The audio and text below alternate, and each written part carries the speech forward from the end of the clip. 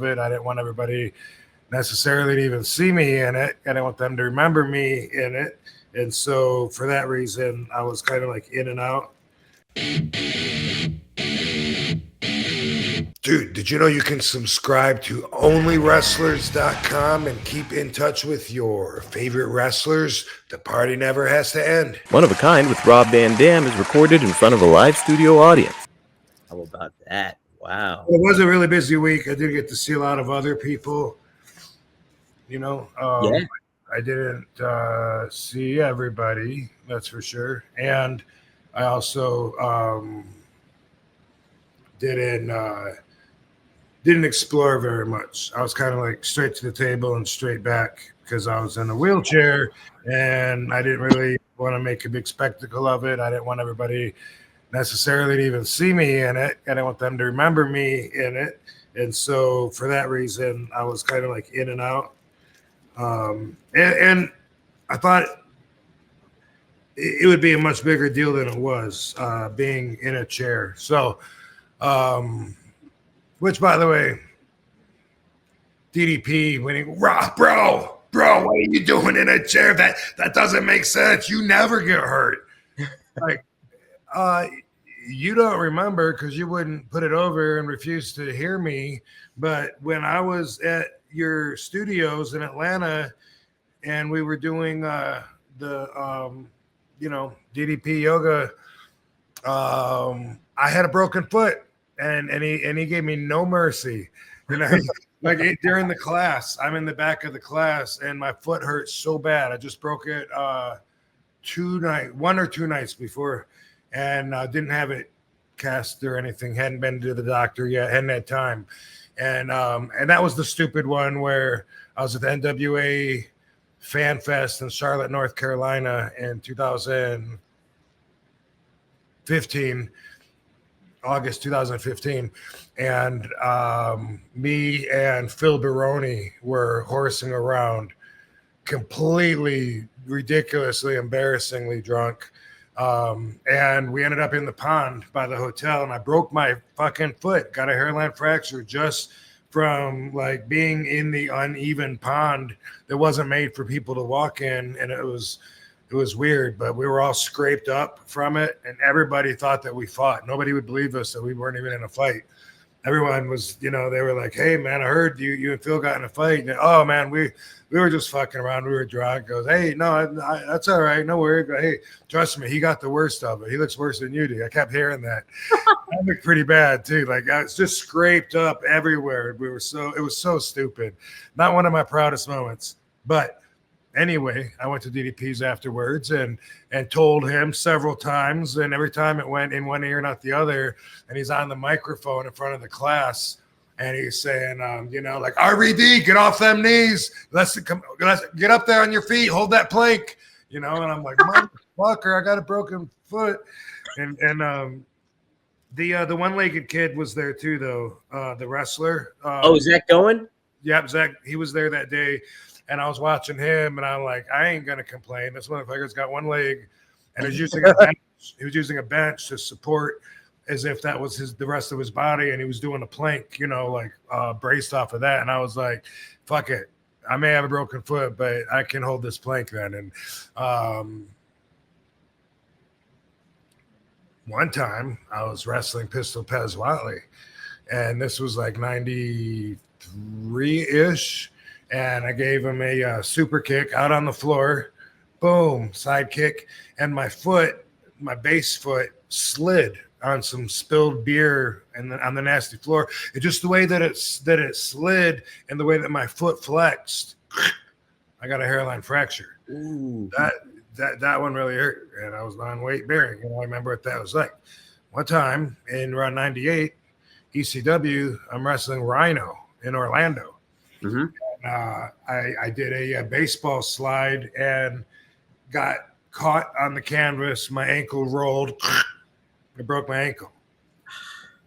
A couple of weeks ago, I had a match with MLW. A lot of people saw that. A lot of people don't know that I got hurt because it was the very last move of the night. But I went up to the top rope, and Matt Riddle pushed me off. And the way I landed on my feet, normally I kind of like hug the guardrail and my weight goes into it. This one, I must have misjudged it a little bit, and I just landed on my feet. Both heels blew. I thought that my ankles were sprained. I crawled out of there. I haven't been able to walk since. And so I got the x-rays. Both heels broke. So it's not something that I'm not used to. I kind of routinely kind of go through this thing. But man, it definitely made me cancel a lot of plans that I had for the next few months. And WrestleCon and WrestleMania week, I made it through all the obligations. By the way, thank you to Planet 13. Katie and I did a signing there. And they hooked us up with a bunch of goodies. So I want to say thank you for that. And we had the Nerd Bar after party on Sunday on 420. Was awesome. I think everyone that was there had a good time. Jem the Don was there. Oh yeah. Yes, sir. Some of the other people that I know, like from Cameo and from out of town, and Sabu was there, Willie Mack was there, Chris Bay was there, I think. Tara Zepp. Oh. The Beauty, she was there, and I think Joey Janela. I saw him sometime over the weekend. Anyway, and the WWE Fanatics on Monday, which a lot of that was private signings. Like I signed, they had a pile of Funko Pops, and then a bunch of Money in the Bank briefcase, a bunch of pictures. So I signed like 3 hours probably backstage, and then like an hour or a little more, taking pictures with fans and stuff, whatever. But I was concerned because the very last thing that I had was Monday before Raw, the Fanatics. I was concerned that over the weekend, the WWE was going to hear that I was in a wheelchair, and that maybe they would throw the signing out and just say, "Oh, you know what? We understand you're in a wheelchair. Don't worry about it. We got Sheamus instead, or something like that." It just seems like something that they would do, and it was an obligation, a little piece of business that I wanted to make it through all the obligations. I cut out all the fun. I didn't go to the Hall of Fame. Katie and I love going to Hall of Fame every year, but didn't do that. Didn't go to Mania or Raw. We didn't go to any fun parties, but I was committed and obligated to do several things over the long weekend, and I hit them all, including WWE, and I was concerned. I didn't want it to be a big deal. Oh my God, what happened? And big news all over the sheets, like it's going to be now that I exposed it. It's, oh my God, RVD's hurt, and man, all the fans were so cool. Like 95% of them, I think, didn't even notice that I'm in a wheelchair. And the ones that did, they were just so cool. They were just like, "Hey man, heal up. All right, man, can't wait till you get better." Boom. They made it so easy to just brush off. And I just want to thank all the fans for being so cool, because I was really concerned that it was going to be a big deal. And I was going, "Oh my God, what happened? Did you get surgery? Oh my God." But, and it was so not like that. It wasn't even a problem, at least not with the fans. Now, when I had to piss, that was another problem. I don't know. I don't know. I don't know. I didn't, at home, I'm just tall enough to stand on my knees at the toilet and pee in. In public, not only did I not want to get on my knees on that nasty floor, I didn't want to transfer from the chair to the, piss-covered seat that would be in the men's room. Ladies, if you've never been in a men's room, they're not clean like you. Yeah. And so anyway, man, I had to piss one time, and that was my concern. I like fuck, I pee right before I leave home. Hopefully I can get back in 4 hours. But anyway, I had a building dude that was so cool that was showed me this private bathroom. And then while I'm trying to figure out how to pee and wiggle around and try to get close to the urinal enough, to cover everything, that I ended up putting the wheelchair sideways, backing sideways right next to the urinal, climbing on top of my wheelchair on my knees on the armrest. Oh, really? With my hands on the wall. and that's how I pissed. And the dude was so cool. The building guy, he's like, "Hey, Rob, man, you want me to hold your back or something?" And I'm like, "Yeah, I think I got this, bro. Just I'm just slow. Give me a minute. I'm doing everything real slow, like a sloth, because I don't want to get hurt or fall or anything. But yeah, I had to do that twice over the week, and the other time, Katie got to witness me do that, and I was telling her, "No, this worked before. Like, You got it. do it. I got get up on my knee here, and then I'm like over top of it. And I'm like, boom, didn't spill a drop. It makes me really feel for the people that have to live with the extra work that's required. And I'm just grateful. I'll be walking in a matter of days, and the people that won't be, man, like not that I wasn't sympathetic before, but experiencing this now, how everything, and even rolling the wheelchair, it's like it feels like so much work to go so little. Wow. And then if I'm on carpet or grass instead of tile, or it's so much harder.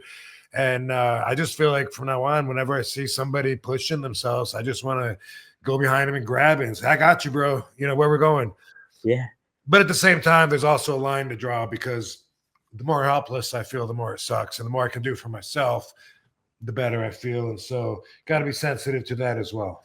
Absolutely. Yeah, no, geez. I know, God bless those people that have that situation going on, because it does take a lot of mental strength and physical strength too, like you were saying, rolling around and everything like that. So man, yeah. But glad you're okay, and it sucks that your heels broke. I was telling a lot of people, I was like, I didn't even know you could break your heels. Yeah, it's called a calcaneus fracture. Wow. And the thing is, what I've learned, it's usually from falling from somewhere high and landing on your feet, right? Oh, yeah. But your ankle, your leg, and your shin bone that goes down into your ankle, often what happens is that bone in the shin bone on your ankle and your tibia, when you land on your feet, it goes down into your calcaneus bone, and it makes it explode into pieces. Wow. Yeah. And then when that happens, it's very rare, from what I've learned, that you don't need surgery. And also, when that happens to people, they quite often have pain the rest of their life and have to deal with it, and they feel it when they walk and shit. So thank goodness my feet didn't explode, clean breaks. And, I already can't imagine that I won't be walking by the end of this show. How about that? Well, geez, oh man. But yeah, and then boom, it explodes, and then you got to get a screen put on it. You put all the pieces back and put a screen to cover it and put screws in to hold that. And I was just thinking, like, no, if they want to do that to me, I think I'll just crawl. I'll just keep crawling. Fuck it. I'm learning to crawl. I did it when I was a baby. Now I got my knee pads on. You got the knee pads? Yeah, and I got my MMA gloves, because they got thick padding on the knuckles from walking around, because I've scraped my knuckles up. Oh man, I busted them up because it's rough, dude. That looks like you're fighting Phil Baroni. Oh my god, man, somewhere there's pictures of that. Actually, on my phone from that. Now that I think about it, Yeah. We were so scraped up, and the worst part was my friend Tommy G recorded video of it and played it back for me the next day. And I don't know if you've ever had to watch yourself drunk when you're sober, but oh my god, I was just like, dude. And he goes, "I know, that's why I'm showing you. You need to. I'm going to let you know. You need to cut back. You're going too far." And this was during that fun time when I was drinking a lot and through the divorce area. And yeah, it was ridiculous. I was embarrassed to hear myself being like, "Hey, fuck you, Phil Baroni. You ain't gonna do shit." Phil Baroni? We both were like that, man. Right. Have better sex with Blue Chew. Blue Chew is the original brand offering chewable tablets for better sex. And starting now, Blue Chew is offering a combo so strong it'll knock your socks off and your neighbor's socks off. Bam! You'll have to move towns with the amount of noise you'll be making. Blue Chew Max has arrived, and it combines the active ingredients of Viagra and Cialis into one chewable tablet. This combo acts fast and lasts. Guys, be ready when she needs it and get your first month of Blue Chew free. Great sex is a few clicks away. Sign up at bluechew.com. Consult with one of their licensed medical providers, and once you're approved, you'll receive your prescription within days. Blue Chew tablets are made in the US of A and prepared and shipped directly to your door. The best part, it's all done online. That means no visits to the doctor's office, no awkward conversations, and no waiting in line at the pharmacy. Make life easier by getting harder and discover your options at BlueChew.com. We've got a special deal for our listeners. Try your first month of Blue Chew free when you use promo code RUMOR. Just pay $5 shipping. That's promo code RUMOR. Visit BlueChew.com for more details and important safety information. We thank Blue Chew for sponsoring the podcast.